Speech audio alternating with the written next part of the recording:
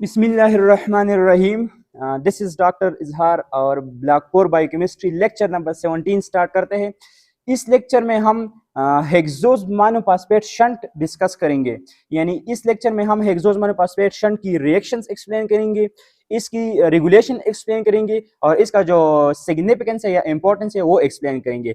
Hexose monophosphate shunt का दूसरा नाम है पेंटोज फॉस्फेट पाथवे यानी पीपीपी, पेंटोज फॉस्फेट पाथवे, या इसका तीसरा नाम भी है फास्फोग्लूकोनेट पाथवे। ठीक है, लेकिन ये दोनों नाम इसके लिए यूज होती है, हेक्सोज मोनोफॉस्फेट शंट या पेंटोज फॉस्फेट पाथवे। इसको ये क्यों कहते हैं ये मैं रिएक्शंस के बाद समझाऊंगा। ठीक है, तो पहले हम इसके बारे में थोड़ा डिस्कस करते हैं कि हेक्सोज मोनोफॉस्फेट शंट होता कहाँ पे है। तो याद रखना ये जो पाथवे है ना, ये साइटोसोल में होता है, सेल के अंदर साइटोसोल में होता है। ठीक है, और ये क्रेब्स साइकिल और ग्लाइकोलाइसिस की तरह इस तरह एटीपी प्रोडक्शन नहीं करवाता या ऑक्सीडेशन ऑफ ग्लूकोज वगैरह नहीं करता। सिंपली ये क्या करता है, ये दो कंपोनेंट्स प्रोड्यूस करता है, एक एनएडीपीएच प्रोड्यूस करता है, दूसरा राइबोस 5 फास्फेट। ये दो प्रोडक्ट्स ही प्रोड्यूस करता है। These products are very very important. मैं सिग्निफिकेंस में समझाऊंगा कि इसकी क्या इंपॉर्टेंस है, लेकिन ये दो प्रोडक्ट्स ये बनाते हैं। हेक्सोज मोनोफॉस्फेट शंट के रिजल्ट में दो प्रोडक्ट्स बन जाते हैं, एक एनएडीपीएचओ और राइबोस 5 फास्फेट, ये दो प्रोडक्ट्स बन जाते हैं। ठीक है, अब टिश्यू डिस्ट्रीब्यूशन के बारे में हम समझाते हैं कि ये जो हेक्सोज मोनोफॉस्फेट शंट है ना, ये कहाँ पे होता है। तो याद रखना ये हेक्सोज मोनोफॉस्फेट शंट उधर होता है जहां हमारे पास हाई अमाउंट ऑफ एनएडीपीएच जो है ना रिक्वायर्ड होता हो। ठीक है, ऑक्सीडेटिव स्ट्रेस मैनेजमेंट के लिए। यानी ये कहाँ पे होता है, हमारे पास लीवर में होता है, सही है, एडिपोज टिश्यूज में होता है यानी फैटी टिश्यूज, मेमोरी ग्लैंड में होता है, specially lactate in memory gland, सही है, टेस्टिस में होता है, ओवरीज में होता है, एड्रीनल कॉर्टेक्स में होता है, आरबीसीज में होता है, प्लेसेंटा, यह इन टिश्यूज में जो है ना ये हेक्सोज मोनोफॉस्फेट शंट होता है। ठीक है, तो ये तो जस्ट जनरल ओवरव्यू था about hexose monophosphate shunt. Hexose monophosphate shunt याद रखना ये दो पेजेस में कंप्लीट होता है। पहला इसका जो पेज है वो है इररिवर्सिबल ऑक्सीडेटिव पेज, पहला ऑक्सीडेटिव पेज है और दूसरा नॉन ऑक्सीडेटिव पेज है। ऑक्सीडेटिव पेज जो है ना ये इररिवर्सिबल होता है, मैंने इसलिए इररिवर्सिबल लिखा है, और ये 3 स्टेप्स में कंप्लीट होता है। ये मैं रिएक्शन में समझाता हूँ। याद रखना ऑक्सीडेटिव पेज के रिजल्ट में हमारे पास 2 मॉलिक्यूल्स ऑफ एनएडीपीएच प्रोड्यूस होते हैं और 1 molecule of carbon dioxide release हो जाता है। जबकि रिवर्सिबल यानी नॉन ऑक्सीडेटिव पेज में जो कि रिवर्सिबल है, ये इसमें क्या होता है, इसमें सिंपली जो है ना 3 carbon 4 carbon 5 carbon 6 carbon 5 carbon और 7 कार्बन शुगर जो है ना ये एंटर कन्वर्ट होते हैं, सिंपली इसमें सी होती है, यानी ये रिवर्सिबल होते हैं वापस। सही है, तो अब हम आते हैं इसकी रिएक्शन की तरफ। अब पहला डिस्कस करते हैं ऑक्सीडेटिव पाथवे। ये जो ऑक्सीडेटिव पाथवे है ना ये इररिवर्सिबल पाथवे है। ठीक है, तो सेल के अंदर मिसाल के तौर पर ये हेपेटोसाइट एक सेल है। ठीक है, सेल के अंदर ग्लूकोज आ गया, ग्लूकोज की फास्फोराइलेशन करवाई। किसने फास्फोराइलेशन करवाई, चूंकि हेपेटोसाइट सेल है, लीवर सेल है, तो ग्लूकोकाइनेज, ग्लूकोकाइनेज एक हेक्सोकाइनेज एक ग्लूकोकाइनेज है। ग्लूकोकाइनेज स्पेशली लीवर और पेनक्रियाज के बीटा सेल में होते हैं। तो ग्लूकोकाइनेज ने इसकी फास्फोराइलेशन करवाई और ग्लूकोज 6 फास्फेट बन गया। अब ये तो ग्लूकोज 6 फास्फेट बन गया, अब ये ग्लाइकोलाइसिस की तरफ चले जाएगा या हेक्सोज मोनोफॉस्फेट शंट। तो हमारे साइटोप्लाज्म में एक स्पेसिफिक एंजाइम है glucose 6 phosphate dehydrogenase. Glucose 6 phosphate dehydrogenase इस तरह करवाता है कि ऑक्सीडाइज एनएडीपी, ये ऑक्सीडाइज फॉर्म में होते हैं ये एनएडीपी इस तरह करते हैं कि ये खुद रिड्यूस हो जाता है, यानी ग्लूकोज 6 फास्फेट से ये हाइड्रोजन लेता है, सही है, ये रिड्यूस हो जाता है, खुद एनएडीपीएच 2 बन जाता है, रिड्यूस हो जाता है। जबकि ग्लूकोज 6 फास्फेट जो है ना हमारे पास ऑक्सीडाइज हो जाता है, तो क्या बनाता है 6 फास्फोग्लूकोनो डेल्टा लेक्टोन। सिंपली बात है कि लेक्टोन बनाते हैं। लेकिन ये रिएक्शन किस एंजाइम के प्रेजेंस में होता है, glucose 6 phosphate dehydrogenase. This enzyme is most important क्योंकि ये स्टेप जो है ना ये रेट लिमिटिंग स्टेप है। ये रेट लिमिटिंग स्टेप जो है ना ये स्टेप है और ये एंजाइम रेट लिमिटिंग एंजाइम है। सारे पाथवे का जो रेट लिमिटिंग एंजाइम है वो ये है। इसकी रेगुलेशन में बाद में समझाऊंगा। बाकी जितने भी है ना वो रेगुलेटेड एंजाइम नहीं है, सिर्फ और सिर्फ glucose 6 phosphate dehydrogenase regulated enzyme है। ठीक है, इसने ग्लूकोज 6 फास्फेट को कन्वर्ट किया 6 फास्फोग्लूकोन और डेल्टा लेक्टोन। ठीक है, एनएडीपीएच की रिडक्शन हो गई, एनएडीपीएच खुद रिड्यूस हो गया और ग्लूकोज 6 फास्फेट ऑक्सीडाइज हो गया। ठीक है, तो यहाँ पे ग्लूकोज 6 फास्फेट जो है ना ऑक्सीडाइज हो जाता है, इसकी वजह से इसको कहते हैं ऑक्सीडेटिव पाथवे और ये इररिवर्सिबल स्टेप है। ठीक है, तो 6 फास्फोग्लूकोनो डेल्टा लेक्टोन, फिर ये कन्वर्ट होता है 6 फास्फोग्लूकोनेटो। यहाँ पे क्या होता है हमारे पास वाटर ऐड हो जाती है, वाटर के एडिशन की वजह से यानी हाइड्रोलाइसिस होती है, तो ये प्रोडक्ट बन जाता है 6 phosphogluconate in the presence of which enzyme, 6 phosphogluconolactonase enzyme के प्रेजेंस में ये 6 फास्फोग्लूकोनेट बन जाता है, ठीक है। यहाँ पे हाइड्रोलाइसिस होती है। सेकंड स्टेप तो ये हो गया, पहले स्टेप वो था, सेकंड स्टेप ये हो गया। थर्ड स्टेप में क्या होता है, 6 फास्फोग्लूकोनेट कन्वर्ट होता है राइबोलोज 5 फास्फेट में।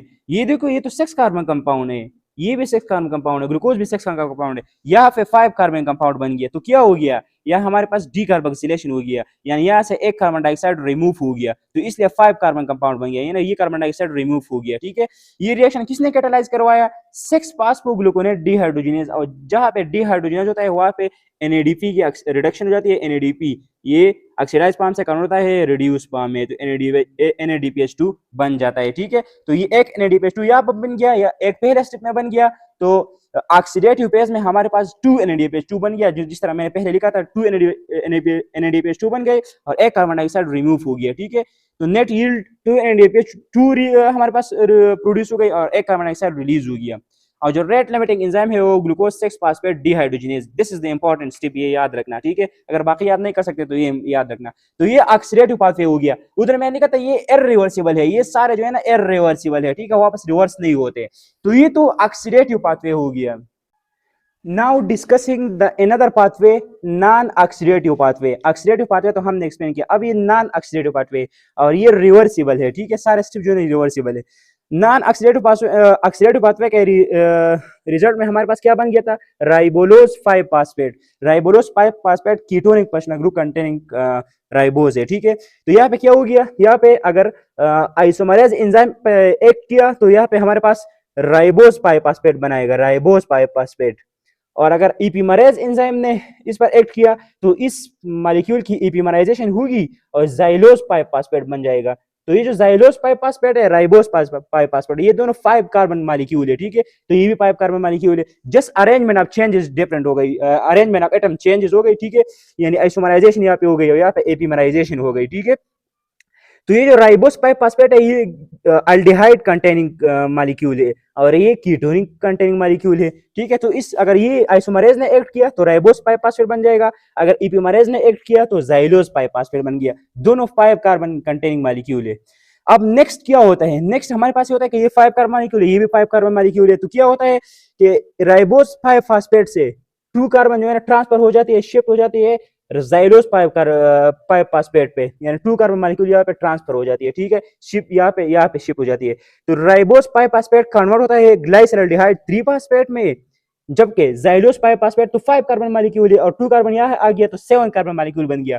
तो 7 कार्बन मॉलिक्यूल कहते हैं सिडुलोहेप्टोज 7 फास्फेट, यानी 7 कार्बन पे फास्फेट आ गया, ठीक है।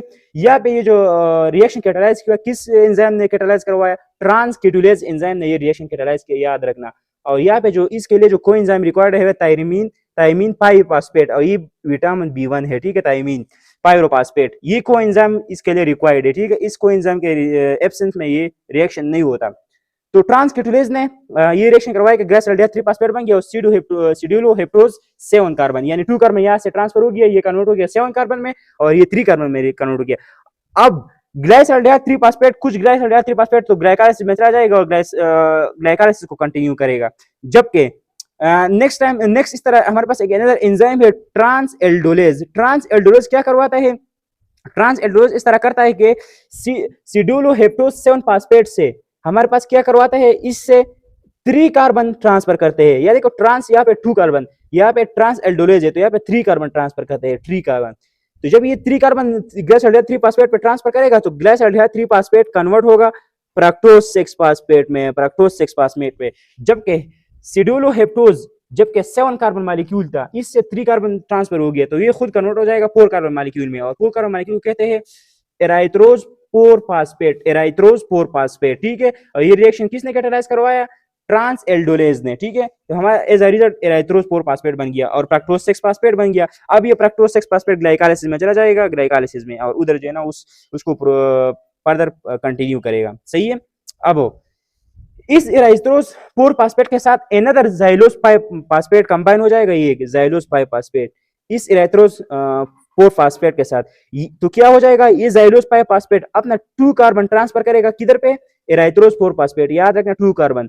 ये जो ट्रांसकेटुलेज एंजाइम है ना, ये 2 कार्बन ट्रांसफरिंग एंजाइम है, जबकि transaldolase 3 carbon transferring enzyme है। सही है, तो ट्रांस कीटोलेज 2 कार्बन ट्रांसफर करेगा जाइलोज 5 फास्फेट से एराइथ्रोज 4 फास्फेट में। तो जाइलोज 5 फास्फेट जबकि 5 कार्बन मॉलिक्यूल था, ये कन्वर्ट हो जाएगा इससे, तो 2 कार्बन उधर ट्रांसफर हो गया, तो ये खुद कन्वर्ट हो जाएगा ग्लाइसरल्डिहाइड 3 फास्फेट में। ठीक है, जबकि एराइथ्रोज 4 फास्फेट 4 कार्बन मॉलिक्यूल था, इसने 2 कार्बन रिसीव किया, तो ये खुद कन्वर्ट हो जाएगा ग्लूकोज 6 फ्रक्टोज 6 फास्फेट में।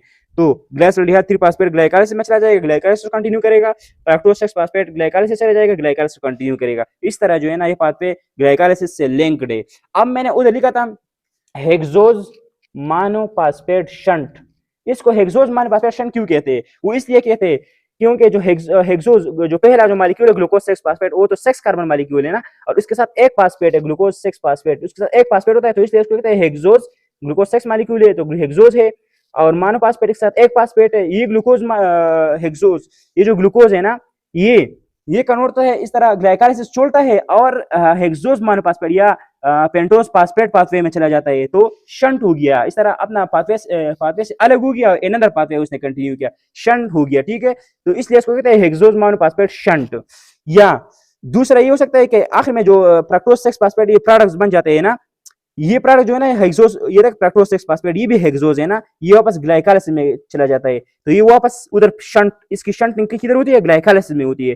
प्रोड्यूस तो हो गया हेक्सोज मोनोफॉस्फेट शंट में, लेकिन ये ग्लाइकोलाइसिस में चला जाता है, तो इसने अपना पाथवे रिवर्स शंट किया ना, चेंज किया, शंट हो गया, तो इसको कहते हैं शंट। ठीक है, तो इसलिए इस पाथवे को कहते हैं हेक्सोज मोनोफॉस्फेट शंट। सही है, और पेंटोज फास्फेट पाथवे इसलिए इसको कहते हैं कि आखिर में हमारे पास राइबोलोज पहले स्टेप में पहले पेज में, या जो कि ऑक्सीडेटिव पेज है उसमें आखिर में हमारे पास राइबोलोज 5 फास्फेट बन जाता है। सही है, जो कि 5 जो कि फास्फेट है, सिर्फ पेंटोज है। सही है, इसलिए इस पाथवे का दूसरा नाम है पेंटोज फास्फेट पाथवे। सही है, दूसरा रीजन ये है। तो ये था हमारा हेक्सोज मोनोफॉस्फेट शंट या पेंटोज फास्फेट पाथवे, तो ये थी इसकी रिएक्शंस। अब हम आते हैं इसकी रेगुलेशन की तरफ।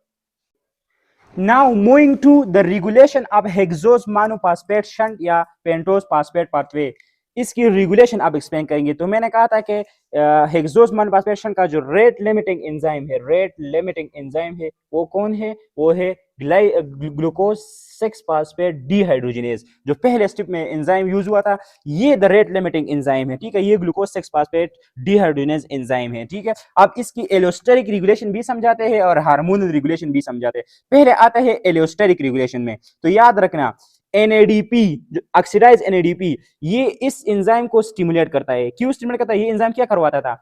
ये ग्लूकोज 6 फास्फेट को कन्वर्ट करता था लेक्टोन में, तो उधर जो है ना NADP वो रिड्यूस हो जाता था ना, तो अगर ये ज्यादा हो सेल में, ये ज्यादा हो, तो ये शो करता है कि यार इस पाथवे को, ये एंजाइम एक्टिवेट हो जाएगा, इस पाथवे को फर्दर प्रमोट करेगा। जबकि NADPH अगर सेल में ज्यादा हो, तो अगर NADPH ज्यादा है तो एंजाइम पागल है कि इस ग्लूकोज 6 फास्फेट को कन्वर्ट करता है इलेक्ट्रॉन में, तो ये NADPH जो है ना ये इनहिबिट करता है ग्लूकोज 6 फास्फेट डीहाइड्रोजिनेज एंजाइम को, जबकि NADP हमारे पास क्या करता है? इसको स्टिमुलेट करता है। अब रेशो की तरफ आते हैं, रिड्यूस टू ऑक्सीडाइज रेशो, यानी NADPH to ratio NADP ratio. अगर ये रेशो एज अ होल ज्यादा हो, तो ये क्या शो करता है? एज अ होल ज्यादा हो, इसका मतलब ये है कि असल में नॉमिनेटर में NADPH ज्यादा है और डिनोमिनेटर में NADP कम है। ठीक है, यानी NADP कम है, NADPH ज्यादा है, तो ये जो रेशो है ना, एज अ होल रेशो, ये ज्यादा है। तो जब ये रेशो ज्यादा हो, इट शोज के NADPH ज्यादा है, NADP कम है, और जब NADH ज्यादा हो तो ये इस एंजाइम को इनहिबिट करवाता है। तो अगर ये रेशो ज्यादा हो तो ये क्या करवाता है? इस एंजाइम को इनहिबिट करवाता है। दूसरी जानिब आते हैं, NADPH divide by reduce form divide by oxidise form NADP, अगर ये रेशो एज अ होल कम हो, व्हाट डज इट शोज? अगर ये रेशो एज अ होल कम हो, इट मींस के जो नॉमिनेटर में है ऊपर ये कम है और डिनोमिनेटर में ज्यादा है, तो मैथ से ना डिनोमिनेटर में ज्यादा है तो एज अ होल ये डिनोमिनेटर वाला वैल्यू ज्यादा है और ऊपर वाला वैल्यू जो है ना इस तरह है कि 5, ऊपर वाला वैल्यू 5 है, नीचे वाला वैल्यू जो है 10 है, तो ये रेशो एज अ होल 1 से कम आएगा ना, तो इसमें ये रेशो जो है ना ये कम आएगा, एज अ होल ये रेशो कम आएगा। जब ये रेशो कम आएगा, इट शोज के NADPH ज्यादा है, NADP और NADPH कम है, और जब NADP ज्यादा हो, ऑक्सीडाइज NADP ज्यादा हो, तो ये इस अगर एनएडीपी ज्यादा हो तो एज अ होल जो है ना ये रेशियो जो है ना हमारे पास इस एंजाइम को क्या करता है, एक्टिवेट करता है, ठीक है, ताकि वो फिर फर्दर ग्लूकोज 6 फॉस्फेट को कन्वर्ट करेगा लेक्टोन में। इन दोनों की समझ आ गई। एनएडीपीएच बाय एनएडी रेशियो अगर ज्यादा हो as a whole, it means कि डिनोमिनेटर वैल्यू ज्यादा है। अगर ये ज्यादा हो, मैंने कहा कि अगर ये ज्यादा हो तो ये एंजाइम को इनहिबिट करवाता है। अगर एनएडीपीएच बाय एनएडीपी रेशियो कम हो, इट्स मीन कि डिनोमिनेटर वाली वैल्यू ज्यादा है, डिनोमिनेटर वाली वैल्यू ज्यादा है और डिनोमिनेटर वाला कम है, तो एज अ होल रेशियो कम आया है। तो अगर ये ज्यादा है तो इट्स मीन कि एंजाइम एक्टिवेट हो जाएगा। इस तरह जिस तरह मैंने ये इसके लिए एग्जांपल मैं ले लूंगा 10/5, ये डिनोमिनेटर वाली वैल्यू ज्यादा है और डिनोमिनेटर वाली वैल्यू कम है, तो एज अ होल ये वैल्यू जो है ना ये हमारे पास 1 से ज्यादा आएगा, ठीक है, 1 से ज्यादा इट्स मीन एनएडीपीएच ज्यादा है, तो that's mean this will inhibit this enzyme. और NADPH by NADP ratio is a whole less, it means denominator value is more and denominator value is less, तो it results is a whole the NADPH ratio less, so NADP more means that this enzyme will be activated, ठीक है। this is the regulation of the hexose monophosphate shunt. Now discussing the significance या importance of hexose monophosphate shunt। तो hexose monophosphate shunt हमारे पास दो चीजें produce करता है, एक एनएडीपीएच प्रोड्यूस करता है, एक राइबोज पाइफॉस्फेट प्रोड्यूस करता है। ये मैंने नॉन ऑक्सीडेटिव फेज में मैंने समझाया था। तो एनएडीपीएच प्रोडक्शन करवाते हैं, तो एनएडीपीएच की यूजेस बताते हैं, तो ये उसकी सिग्निफिकेंस हो गई। एनएडीपीएच हमारे पास एक तो एक इस ये फैटी एसिड सिंथेसिस में यूज होती है, ठीक है, कोलेस्ट्रॉल सिंथेसिस में यूज होती है, fatty acid synthesis, cholesterol synthesis, steroid hormone synthesis में यूज होती है। दूसरा, maintenance of reduce glutathione in RBC, RBC के अंदर ग्लूटाथायोन को रिड्यूस फॉर्म में मेंटेन करता है। ये मैं नेक्स्ट लेक्चर में एक्सप्लेन करूंगा किस तरह रिड्यूस मेंटेन करते हैं, ये मैं ग्लूकोज 6 फॉस्फेट डिहाइड्रोजनेज डिफिशिएंसी में एक्सप्लेन करूंगा, ठीक है। लेकिन इतना याद रखना कि आरबीसी के अंदर ग्लूटाथायोन को रिड्यूस फॉर्म में मेंटेन रखते हैं, ठीक है, एनएडीपीएच। तीसरा क्या करवाता है, डिटॉक्सिफिकेशन ऑफ ड्रग्स करवाता है, ये साइटोक्रोम P45 डिपेंडेंट रिएक्शन होता है, ठीक है, ये डिटॉक्सिफिकेशन करवाता है। साथ साथ में प्रोडक्शन ऑफ नाइट्रिक ऑक्साइड की प्रोडक्शन करवाता है। इस नाइट्रिक ऑक्साइड की मैं फर्दर एक्सप्लेनेशन करता हूँ कि नाइट्रिक ऑक्साइड किधर यूज होता है, ये मैं करता हूँ, लेकिन फिलहाल मैं ये कंप्लीट करता हूँ कि नाइट्रिक ऑक्साइड की प्रोडक्शन करवाता है। साथ साथ में प्री रेडिकल रिएक्शंस में पार्टिसिपेट करता है, प्री रेडिकल रिएक्शन में, यानी असल में खुद जो है ना एंटीऑक्सीडेंट के तौर पर काम नहीं करता है, बल्कि एंजाइम के लिए एंटीऑक्सीडेंट के तौर पर काम करता है, ठीक है। और फिर वो वही एंजाइम फिर एज एन एंटीऑक्सीडेंट के तौर पर काम करते हैं। नेक्स्ट, प्रोडक्शन ऑफ राइबोज पाइफॉस्फेट करवाते हैं। राइबोज पाइफॉस्फेट के यूजेस बताओ तो ये इसकी सिग्निफिकेंस हो गई। तो इसकी इंपॉर्टेंस ये है कि राइबोज पाइफॉस्फेट क्या करवाता है, राइबोज पाइफॉस्फेट है ना, राइबोज है, तो राइबोज डिफरेंट न्यूक्लियोटाइड सिंथेसिस में यूज होती है, nucleic acid synthesis, DNA, RNA, इसकी सिंथेसिस में यूज होती है ना, ये 5 कार्बन पेंटोज, ये इंपॉर्टेंट है ना न्यूक्लियोटाइड सिंथेसिस के लिए, डीएनए आरएनए सिंथेसिस के लिए। साथ साथ में coenzyme ATP, NAD, FAD, coenzyme A, ये सारे इसकी सिंथेसिस के लिए भी रिक्वायर्ड होते हैं। ग्लूकोज 6 फॉस्फेट डिहाइड्रोजनेज डिफिशिएंसी की वजह से जो डिसऑर्डर आती है इसको कहते हैं glucose 6 phosphate dehydrogenase deficiency disorder, और ये मैं नेक्स्ट लेक्चर में एक्सप्लेन करूंगा। अब मैं नाइट्रिक ऑक्साइड की थोड़ा डिटेल समझाता हूँ। अब हम एक्सप्लेन करते हैं कि किस तरह एनएडीपीएच जो है ना नाइट्रिक ऑक्साइड प्रोड्यूस करता है। तो हमारे पास एक अमीनो एसिड है अर्जिनिन, अर्जिनिन के साथ ऑक्सीजन कंबाइन होता है इन the presence of nitric oxide synthase enzyme के प्रेजेंस में, ठीक है, और एनएडीपीएच यहाँ पे यूज होता है। तो ये अर्जिनिन कन्वर्ट होता है सिट्रोलिन में, ठीक है, और हमारे एज अ रिजल्ट हमारे पास क्या प्रोड्यूस होता है, नाइट्रिक ऑक्साइड, सही है, और एनएडीपीएच ऑक्सीडाइज हो जाता है। ये एनएडीपीएच हमारे पास बेसिकली क्या करता है, ये इलेक्ट्रॉन डोनेट करता है, इस नाइट्रिक ऑक्साइड सिंथेज एंजाइम को इलेक्ट्रॉन डोनेट करता है, जिसके रिजल्ट में ये खुद ऑक्सीडाइज हो जाता है, एनएडी प्लस में कन्वर्ट हो जाता है और नाइट्रिक ऑक्साइड प्रोड्यूस हो जाता है, ऑक्सीजन कन्वर्ट हो जाता है नाइट्रिक ऑक्साइड पे, यहाँ पे हमारे पास प्रोड्यूस हो जाता है, ठीक है। तो नाइट्रिक ऑक्साइड इस तरह प्रोड्यूस होता है। अब हम नाइट्रिक ऑक्साइड की रूल एक्सप्लेन करेंगे कि किस किस चीज में रूल प्ले करता है। नंबर 1, नाइट्रिक ऑक्साइड जो है ना वेजोडाइलेशन करवाता है। वेजोडाइलेशन किस तरह करवाता है, ये एक ब्लड वेसल है, ठीक है, ब्लड वेसल हमारे पास आप लोगों को पता है कि 3 लेयर से बना होता है, टुनिका इंटरना जो कि एंडोथेलियम सब एंडोथेलियम प्रेजेंट लेयर होता है इसमें, टुनिका मीडिया जो कि मोस्टली स्मूथ मसल सेल से बना होता है, और टुनिका एडवेंटिशिया जो कि आउटर लेयर पे डिफरेंट फाइबर से प्रेजेंट बना हुआ होता है, ठीक है। ये एंडोथेलियम हमारे पास ये नाइट्रिक ऑक्साइड प्रोड्यूस करता है, नाइट्रिक ऑक्साइड एंडोथेलियम। ये नाइट्रिक ऑक्साइड जब एंडोथेलियम प्रोड्यूस करता है, जैसे ये प्रोड्यूस करे, ये नाइट्रिक ऑक्साइड चला जाता है स्मूथ सेल में, ये जो एडजेसेंट स्मूथ मसल सेल्स है ना, यहाँ पे आ जाता है। ये मैंने एक स्मूथ मसल सेल जो है ना जूम किया हुआ है, ठीक है, स्मूथ मसल सेल। तो जब ये नाइट्रिक ऑक्साइड आ जाता है, नाइट्रिक ऑक्साइड ये स्मूथ मसल के अंदर आ जाता है, ये एक एंजाइम है हमारे पास ग्वानाइलेट साइक्लेज, ये ग्वानाइलेट साइक्लेज एक्टिवेट हो जाता है। जब ये एंजाइम एक्टिवेट हो जाता है तो ये क्या करवाता है, जीडीपी कन्वर्ट करता है साइक्लिक जीएमपी में, और साइक्लिक जीएमपी बेसिकली क्या करवाता है, साइक्लिक जीएमपी हमारे पास इस स्मूथ मसल को रिलैक्स करवाता है, ठीक है। अगर ये कंट्रैक्ट हुआ होता है तो ये रिलैक्स करवाता है, इस तरह वापस रिलैक्स करवाता है साइक्लिक जीएमपी। तो ये इस तरह रिलैक्सेशन करवाता है। इसी इसी को कहते हैं वेज़ोडाइलेशन। और इसी वेज़ोडाइलेशन की वजह से हमारे पास क्या होता है, ब्लड फ्लो जो है ना, अगर पहले ये कंस्ट्रिक्ट हो तो अगर ये वेज़ोडाइलेट हो गए तो हमारे पास ब्लड फ्लो इंक्रीज हो जाएंगी। इसके रिजल्ट में ब्लड बीपी भी हाई हो जाता है, ठीक है। जब ब्लड फ्लो इज कंटिन्यू अचानक इंक्रीज हो जाते हैं तो बीपी भी ज्यादा हो जाती है। तो एक तो ये वेज़ोडाइलेशन में रोल प्ले करते हैं, और आगाज में भी ये वेज़ोडाइलेशन करवाता है। लाइक ये जो रेस्पिरेटरी ट्रैक्ट का जो ब्रोंकाई है ना, इसको भी वेज डायलेट करवाता है, ठीक है। तो ये ब्रोंकाई है, ठीक है, इसकी भी डायलेशन करवाता है। इस तरह ये हमारे पास जीआईटी है, एसोफेगस है, स्टमक है, small intestine, large intestine.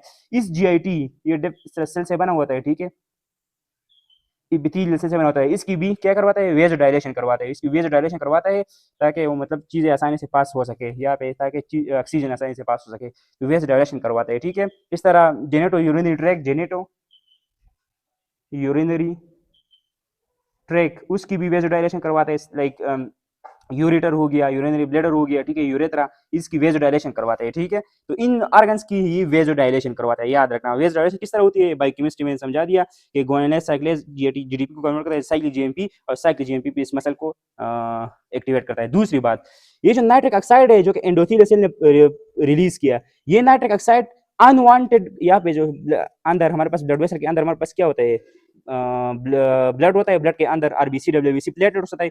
Platelet जो है ना, अगर ये नाइट्रिक ऑक्साइड नहीं होता तो प्लेटलेट जो है ना एग्रीगेट हो जाता, प्लेटलेट प्लग फॉर्मेशन, इस तरह प्लेटलेट प्लग बनाता। अगर ये नाइट्रिक ऑक्साइड नहीं होता तो nitric oxide unwanted blood formation को इनहिबिट करवाता है, इसको सिंथेसाइज नहीं करने देते, ठीक है। यानी प्लेटलेट प्लग फॉर्मेशन को नहीं करने देते, प्लेटलेट प्लग फॉर्मेशन को ब्रेक करते हैं, इसको इनहिबिट करवाता है, ठीक है। जिसके रिजल्ट में ब्लड क्लॉट फॉर्मेशन नहीं होती, ब्लड क्लॉट अनवांटेड, जब मतलब नॉर्मल हालत में ब्लड क्लॉट फॉर्मेशन नहीं होती, वो इस नाइट्रिक ऑक्साइड की वजह से, जो कि इस एंडोथेलियम सेल इसको रिलीज करवाता है, ठीक है। तो एक तो ये रूल्स हो गए। Now another rule of nitric oxide is it acts as a neurotransmitter। Neurotransmitter के तौर पर काम करता है नर्वस सिस्टम में, ब्रेन में ये नाइट्रिक ऑक्साइड इज न्यूरोट्रांसमीटर के तौर पर काम करता है। Also it act as a immune defence में रोल प्ले करता है। ये जो मैक्रोपेजेस है ना, ये मैक्रोपेजेस भी हमारे पास नाइट्रिक ऑक्साइड रिलीज करता है, नाइट्रिक ऑक्साइड। और ये नाइट्रिक ऑक्साइड और इसके जो डेरिवेटिव्स है, ये बैक्टीरियाज और पैरासाइट्स को भी किल करते हैं, तो इम्यून सिस्टम में भी रोल प्ले करता है। साथ साथ में ये पीनाइल इरेक्शन, पेनस की इरेक्शन में भी रोल प्ले करता है, ठीक है। यानी ये जो नाइट्रिक ऑक्साइड है, नॉर्मली नाइट्रिक ऑक्साइड क्या करवाता है, ये साइक्लिक जीएमपी को इंक्रीज करता है। और साइक्लिक जीएमपी आप लोगों को पता है कि स्मूथ मसल जो है ना, इसको रिलैक्स करवाता है। स्मूथ मसल यानी पेनस के जो स्मूथ मसल है, और साथ साथ पेनस को जो ब्लड सप्लाई, ब्लड आर्टरीज आए हुए है ना, ये आर्टरीज, पेनस को आर्टरीज आए हुए हैं, इन आर्टरीज और सराउंडिंग मसल्स को इसकी रिलैक्सेशन करवाता है। तो जब इसकी रिलैक्सेशन होता है तो साथ जब ये पेनस है, ठीक है, इसके सराउंडिंग मसल्स है, ठीक है, ये मसल ये भी रिलैक्स हो जाते हैं। तो जब ये रिलैक्स हो जाता है और साथ में ये आर्टरीज भी रिलैक्स हो जाता है, तो एक तो ये ब्लड फ्लो इंक्रीज हो जाता है। जब ये ब्लड वेसल डायलेट हो जाता है, रिलैक्स हो जाता है, तो ये ब्लड फ्लो इंक्रीज हो जाता है। इस तरह ब्लड फ्लो इंक्रीज हो जाता है। तो जब ब्लड फ्लो इंक्रीज हो जाता है तो ये पेनस हमारे पास इरेक्ट हो जाता है, ठीक है। तो पेनस की इरेक्शन में भी रोल प्ले करता है, ठीक है।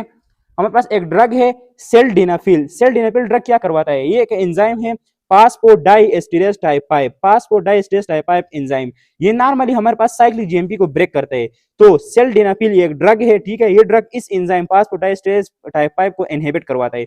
तो साइक्लिक जीएमपी ब्रेकडाउन नहीं होगी, एज अ रिजल्ट ये आर्टरीज और smooth muscle, surrounding smooth muscle को रिलैक्स करेगा। इस तरह हमारे पास पेनिस इरेक्शन में रोल प्ले करता है, ठीक है, ड्यूरिंग सेक्सुअल स्टिमुलेशन, ठीक है। तो ये था हमारा रोल ऑफ नाइट्रिक ऑक्साइड। तो मैंने एक्सप्लेन किया हेक्सोस मोनोफॉस्फेट शंट, इसका रेगुलेशन और इसका जो सिग्निफिकेंस है, इंपॉर्टेंस है, वो सारा मैंने एक्सप्लेन किया। नेक्स्ट लेक्चर में मैं glucose 6 phosphate dehydrogenase deficiency disorder explain करूंगा। ओके, अल्लाह हाफिज।